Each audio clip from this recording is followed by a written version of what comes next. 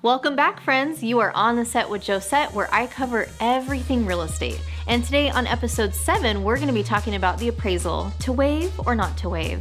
And not this kind of waive, because I'm an awkward waiver. Anyway, let's dive right in.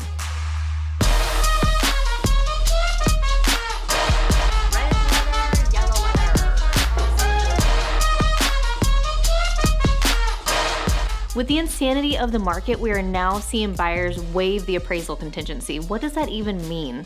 When you are financing your purchase, the bank or lender requires you to have an appraisal done to ensure the value of the home meets the sales price.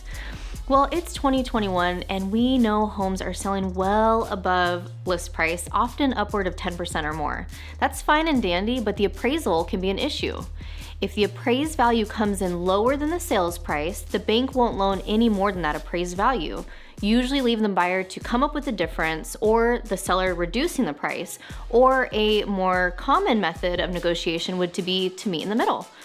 But if the buyer and the seller at that point could not come to an agreement on the price, the buyer was always protected by their appraisal contingency, leaving them able to cancel and get their deposit back. Now, with this hyper-competitive market, it is now common for a buyer to waive their appraisal contingency altogether.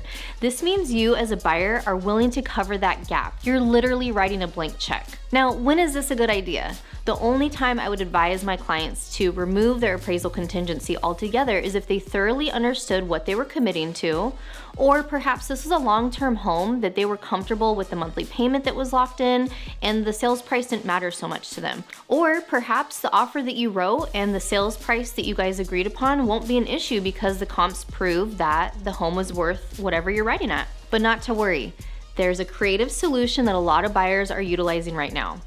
This would be the buyer writing an offer and saying that they are able to commit a certain dollar amount over the appraised value should the appraisal be an issue. For example, you write an offer and you say that you're willing to pay $10,000 over the appraised value.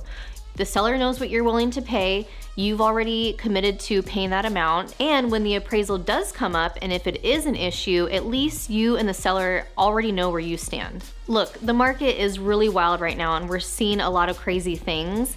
So if you would like to know more about removing your appraisal contingency, pros and cons, or a creative way to go about it, please reach out. I'm happy to help answer any questions that you have. I'm Josette Alvarez and you are on the set with Josette, and I can't wait to see you guys for episode number 8.